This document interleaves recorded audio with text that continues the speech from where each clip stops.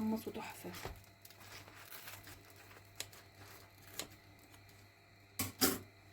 بصوا عامل ازاي، رهيب.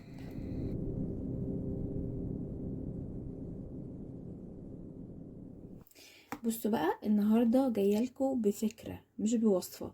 وانا صغيره دايما ماما كانت بتعملها لنا ببواقي الفراخ واللحمه، حاجه كده شبه الفاهيتا شبه الشاورما. بصوا دي بواقي فراخ مسلوقه عندي، انا مفصصاها كده نساير، فهوريكم بقى هنعمل بيها ايه. يلا بينا. بصوا انا عايزه الخضار متقطع صغير، مش عايزه الخضار متقطع كبير.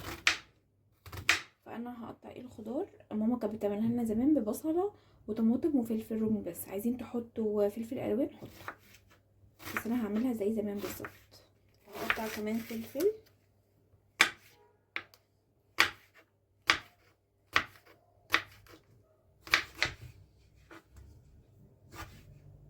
برضو هقطعها قطع صغيره.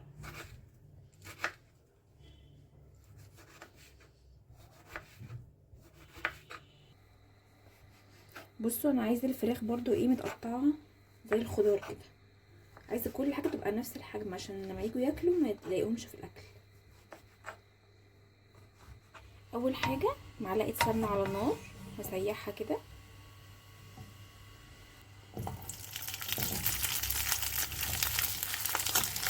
بديها تشويحه كده.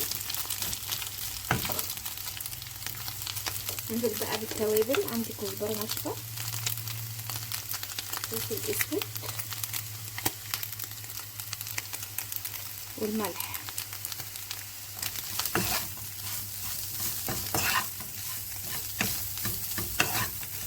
بعد كده بقى بالخضار بتاعي كله.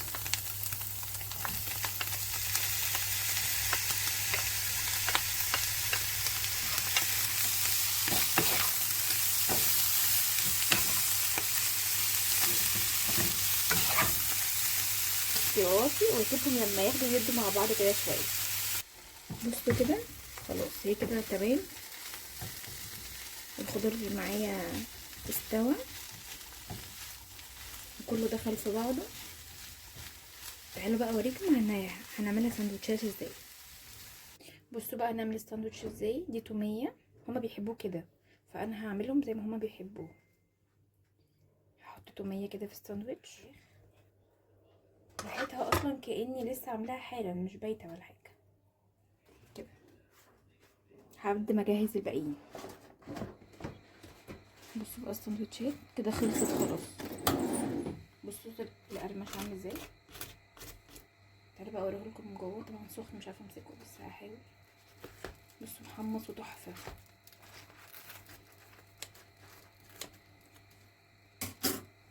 بصوا عامل ازاي، رهيب. جربوه والف هنا وشفا.